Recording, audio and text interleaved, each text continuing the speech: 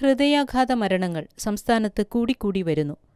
കർമ്മനിരതനായിരുന്ന ഒരു വ്യക്തി പെട്ടെന്ന് കുഴഞ്ഞുവീണു മരിക്കുന്നത് അത്യന്തം സങ്കടകരമായ ഒരനുഭവമാണ്. അരങ്ങിലാടിക്കൊണ്ടിരുന്ന മഹാനടനും ഓട്ടംതുള്ളൽ കലാകാരനും അപ്രതീക്ഷിതമായി ചമയം അഴിച്ചുവെക്കാതെ തന്നെ യാത്രയായത് കലാകേരളത്തിന് തീരാ ദുഃഖമാണ് സമ്മാനിച്ചത്. ഭാരതം കണ്ട മഹാനായ ശാസ്ത്രജ്ഞനും രാഷ്ട്രപതിയുമായിരുന്ന APJ അബ്ദുൽ കലാമും പ്രസംഗപീഠത്തിൽ കുഴഞ്ഞുവീണ് യാത്രയായത് നമ്മെ വേദനിപ്പിച്ച സംഭവമാണ്. അപ്രതീക്ഷിതമായി ഉണ്ടാകുന്ന അതിഗുരുതരമായ ഹൃദയസ്തംഭനമാണ് ഇത്തരം കുഴഞ്ഞുവീണുള്ള മരണങ്ങൾക്ക് പ്രധാന കാരണം. ഇത് കാർഡിയാക് അറസ്റ്റ് എന്നും അറിയപ്പെടുന്നു. രോഗിയെ നിരപ്പായ പ്രതലത്തിൽ മലർത്തിക്കിടത്തുക, മൂക്കിലും വായിലുമൊക്കെ പറ്റിപ്പിടിച്ചിരിക്കുന്ന തുപ്പലും പതയുമൊക്കെ തുടച്ചു മാറ്റണം. ബോധക്ഷയമുണ്ടായ ആളിന്റെ നാവ് പുറകോട്ടു മറിഞ്ഞ് ശ്വാസതടസ്സമുണ്ടാകാതിരിക്കാനായി കീഴ്ത്താടി അല്പം ഉയർത്തിപ്പിടിക്കണം. രോഗിയുടെ മാറലിനു മുകളിലായി ഇടതു കൈപ്പത്തിയും അതിനു മുകളിലായി ശുശ്രൂഷകന്റെ വലതു കൈപ്പത്തിയും ചേർത്തുവയ്ക്കുക. കൈമുട്ടുകൾ മടക്കാതെ കൈകൾ നിവർത്തിപ്പിടിച്ചുകൊണ്ട് മാറല് ശക്തിയായി താഴേക്കമർത്തണം. 5-6 സെന്റിമീറ്റർ വരെ താഴുമ്പോൾ ഹൃദയം ഞെരുങ്ങി ഹൃദയ അറകളിൽ ശേഖരിച്ചിരിക്കുന്ന രക്തം പുറത്തേക്ക് പ്രവഹിക്കുകയാണ് ചെയ്യുന്നത്. മുൻപ് നെഞ്ചിൽ സമ്മർദ്ദം ഏൽപ്പിക്കുന്നതിനൊപ്പം തന്നെ രോഗിയുടെ വായിലേക്ക് ശക്തിയായി ഊതി കൃത്രിമ ശ്വാസോച്ഛ്വാസം നൽകുമായിരുന്നു. എന്നാലിപ്പോൾ നെഞ്ചിൽ അമർത്തുന്നതുകൊണ്ടുതന്നെ ഹൃദയപ്രവർത്തനങ്ങളെ പുനർജീവിപ്പിക്കാമെന്ന് കണ്ടതുകൊണ്ട് കൃത്രിമ ശ്വാസോച്ഛ്വാസം നിർബന്ധമല്ല.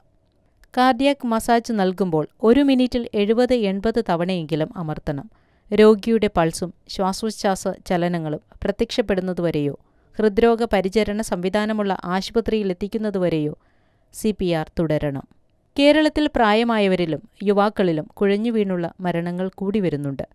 ഹൃദയസമ്മർദ്ദം, തലച്ചോറിലുള്ള സമ്മർദ്ദം, രക്തം കട്ടപിടിക്കുക, തലച്ചോറിലെ രക്തസ്രാവം എന്നിവ കുഴഞ്ഞുവീണുള്ള മരണങ്ങളുടെ സാധ്യത വർദ്ധിപ്പിക്കുന്നു. ഹൃദയധമനീ രോഗങ്ങൾ, ഹൃദയസ്പന്ദന രോഗങ്ങൾ ഇവയും ഇത്തരം മരണത്തിലേക്ക് നയിക്കുന്നു. ഹൃദയപേശിയുടെ മസിലുകൾ ചുരുങ്ങുന്നതും വലിപ്പം വയ്ക്കുന്നതുമാണ് പ്രധാന കാരണം. പാരമ്പര്യ കാരണങ്ങളും ഇടയാക്കാം. കൂടുതലായും ഈ അവസ്ഥ കാണുന്നത് 40-60 വയസ്സിനിടയിലുള്ളവരിലാണ്. പ്രധാന കാരണങ്ങൾ ജീവിതശൈലീ മാറ്റങ്ങൾ തന്നെ.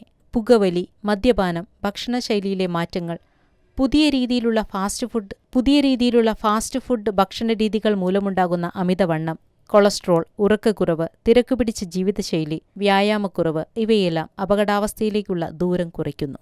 കാർഡിയോളജി രംഗത്തു നടന്ന പുതിയ പഠനങ്ങളിലെ കണ്ടെത്തൽ കൊഞ്ച്, കണവ, ചെമ്മീൻ, കക്ക, കല്ലുമ്മക്കായ്, ഞണ്ട് എന്നിവ കൂടുതലായി കഴിക്കുമ്പോൾ ചീത്ത കൊളസ്ട്രോൾ ശരീരത്തിൽ വർദ്ധിക്കുന്നുവെന്നാണ്.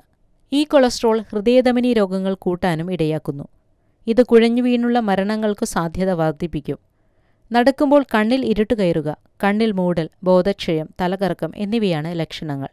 ഇതിനുള്ള ചികിത്സാരീതി: ഹൃദയധമനിയിലെ അസുഖങ്ങൾ മൂലമുണ്ടാകുന്നവയ്ക്ക് ആൻജിയോഗ്രാം, ആൻജിയോപ്ലാസ്റ്റി എന്നിവയും ഹൃദയസ്പന്ദനത്തിലെ തകരാറുകൾ മൂലമുണ്ടാകുന്നവയ്ക്ക് പേസ്മേക്കർ, ഡിഫിബ്രിലേറ്റർ എന്നിവ ഹൃദയത്തിൽ വെച്ചുപിടിപ്പിക്കാം. യുവാക്കളിൽ കൂടുതലായി കണ്ടുവരുന്ന ഹൃദയത്തിലെ മാംസപേശികളിലെ അപാകത മൂലമുണ്ടാകുന്നവയ്ക്ക് പേസ്മേക്കർ പിടിപ്പിക്കാം.